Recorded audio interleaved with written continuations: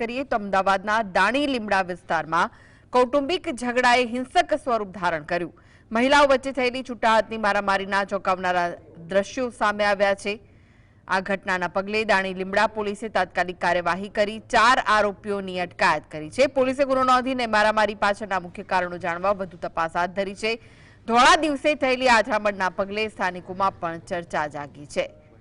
તો 4 આરોપીની દાણી લીમડા પોલીસે અટકાયતના અહેવાલ છે.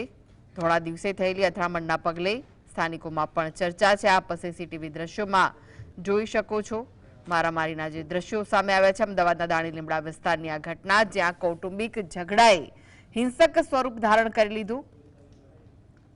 મહિલાઓ વચ્ચે છૂટા હાથની મારામારીના ચોંકાવનારા દ્રશ્યો સીસીટીવી કેમેરામાં કેદ થયા છે.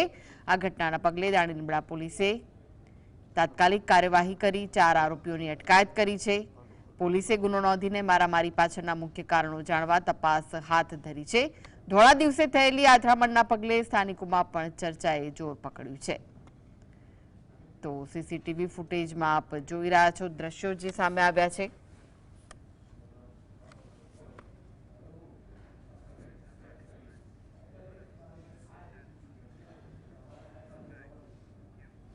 તો વધુ વિગતો માટે જોડાઈ ગયા છે સ્ટુડિયોથી સંવાદદાતા વિરેન્દ્રસિંહ ભાટી. વિરેન્દ્ર, કૌટુંબિક ઝઘડાએ હિંસક સ્વરૂપ ધારણ કર્યું, જે રીતની ઘટના બની છે, શું વિગત છે? બિલકુલથી કૃષ્ણા, કે અમદાવાદ શહેરની અંદર અવારનવાર જે મારામારીની ઘટનાઓ છે તે સામે આવતી હોય છે. ત્યારે ગઈકાલે ફરી એક વખત બપોરના અરસામાં દાણી લીમડા વિસ્તારની અંદર એક નજીવી બાબતે મારામારી છે તેની ઘટના છે તે પ્રકાશમાં આવી હતી.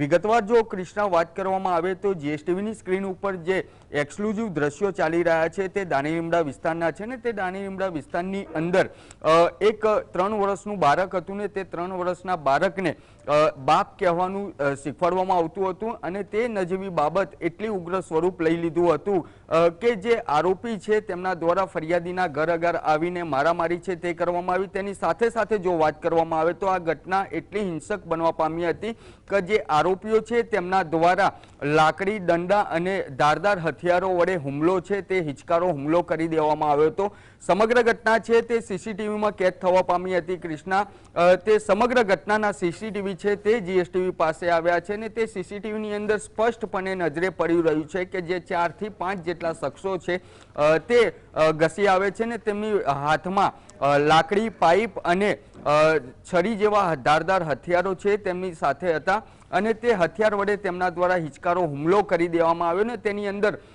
1 થી 2 જેટલા વ્યક્તિ છે તે ઘાયલ થવા પામ્યા હતા. સમગ્ર ઘટનાની જાણ થતાની સાથે જ દાણી લીમડા પોલીસની જે ટીમ છે તે ઘટના સ્થળ ઉપર આવી પહોંચી હતી. તેમના દ્વારા આસપાસના જે સીસીટીવી છે તે એકત્રિત કરવામાં આવ્યા. તેની સાથે સાથે જે ફરાર આરોપીઓ છે તેમની તાત્કાલિક ધોરણે અટકાયત કરવામાં આવી છે. આ સમગ્ર ઘટનાની અંદર જો વાત કરવામાં આવે તો 2 જેટલા શખ્સોની અત્યારે પોલીસ દ્વારા અટકાયત કરવામાં આવી છે. તેની અંદર રફીક અને રેશમા નામની જે મહિલા હતી તેની અટકાયત કરી લેવામાં આવી છે. અન્ય 2 ફરાર આરોપીઓની પોલીસ દ્વારા શોધખોળ કરવામાં આવી છે. પરંતુ આ પ્રકારની જે ઘટનાઓ છે તે અમદાવાદ શહેરની અંદર કૃષ્ણા છાસવારે સામે આવતી હોય છે અને અમદાવાદનો પૂર્વ વિસ્તાર એટલો પંકાયેલો વિસ્તાર કહી શકાય, કારણ કે તેની અંદર અસામાજિક તત્વો હોય, મારામારીની ઘટનાઓ હોય, ચોરી હોય, લૂંટ હોય, આ પ્રકારની ઘટનાઓ પ્રકાશમાં આવતી હોય છે.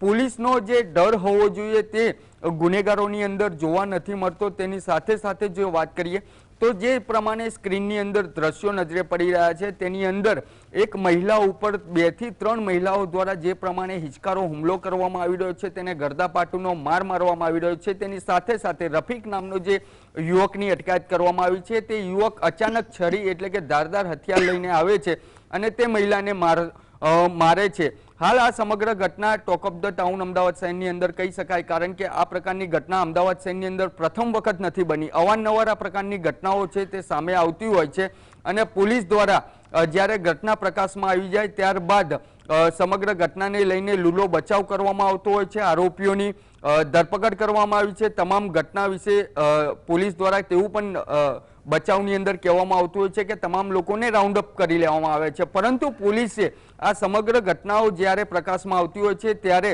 તેની અંદર એક શાક બેસાડવી ખૂબ જ જરૂરી હોય છે, કારણ કે અમદાવાદ શહેરની અંદર અવારનવાર આ પ્રકારની ઘટનાઓ પ્રકાશમાં આવતી હોય છે. કૃષ્ણા. જી આભાર વિરેન્દ્ર સમગ્ર માહિતી આપવા